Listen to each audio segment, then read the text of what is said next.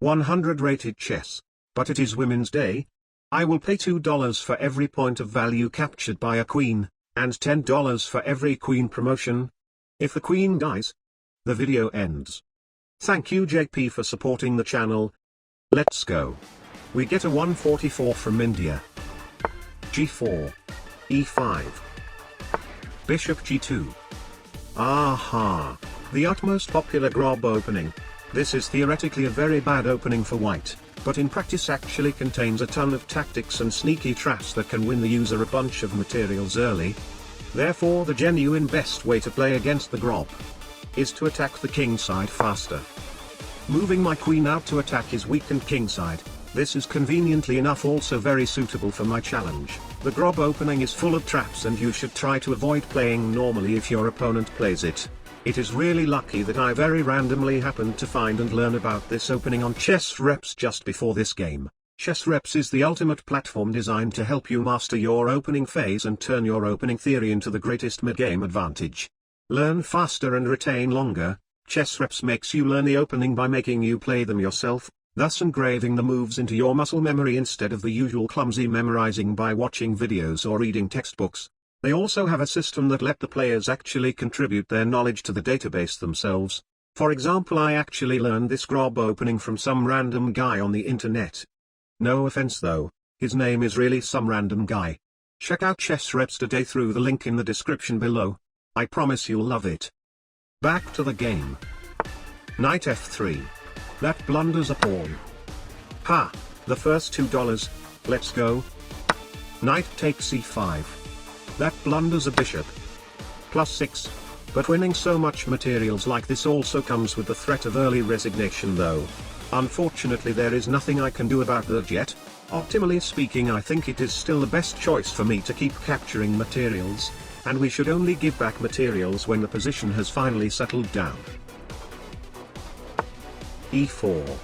Free rook. Please don't resign. Thank you. Queen takes C4 check. King F1. Okay, there is a free knight, but if I take there maybe queen E2 pinning my queen to my king and forcing a queen trade which ends the video. If a queen dies the video ends. Bishop E7 instead. D3.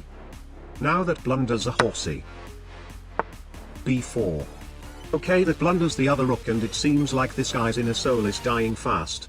I need to give back materials quick. Bishop takes B4. Preparing bishop E1 for his queen to take. The challenge says that I get $2 for every point captured by a queen. It doesn't have to be my queen, therefore in a perfect world I also need his queen to capture all the materials that I have for the maximum profit. Bishop B2. I have to take that. Queen C1. Aha. That blunders a queen, but of course we can't just end the video right now, and if I take his rook there may be queen B2 completely trapping my queen inside. Queen back to F6. Keeping the queen in the open space for safety. A3. Bishop back. Rook A2. Queen E6. Queen B2. Aha. That attacks my G-pawn, and you know what? I will actually allow it.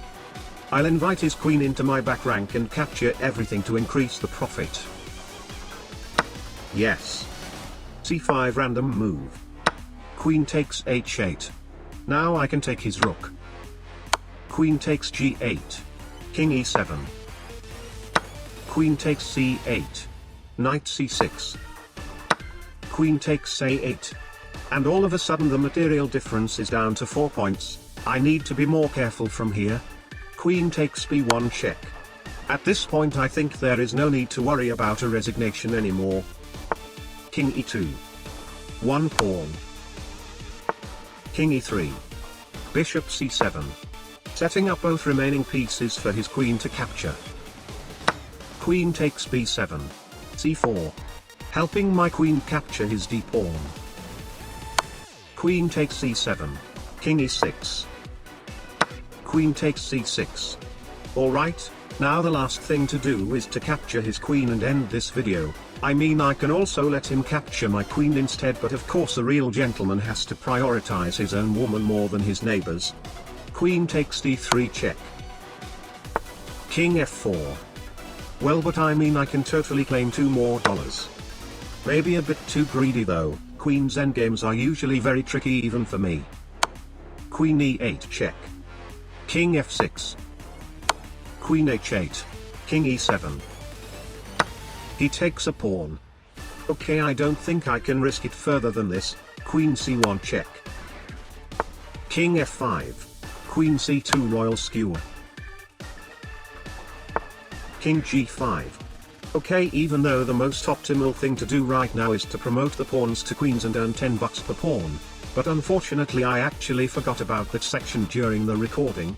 In my mind I initially just ignored that part because promotions are very difficult in low elo games, which should be even worse in a queen's endgame. I just took the queen for the extra $18. And the video ends here. Happy Women's Day.